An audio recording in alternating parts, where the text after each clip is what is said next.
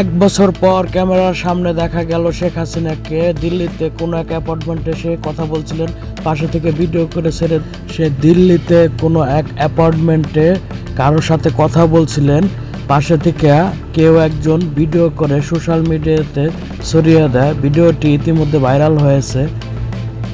উল্লেখ্য, 5 আগস্টের পর শেখ হাসিনাকে এই প্রথম ভারতের মাটিতে ভিডিওতে দেখা গেল। এর আগে কখনো শেখ হাসিনাকে দিল্লি থেকে ভিডিওতে দেখা যায়নি। এই প্রথম ভিডিওতে শেখ হাসিনাকে দেখা গেল এবং কি ভিডিওটি সোশ্যাল মিডিয়াতে ইতিমধ্যে ভাইরাল হয়েছে।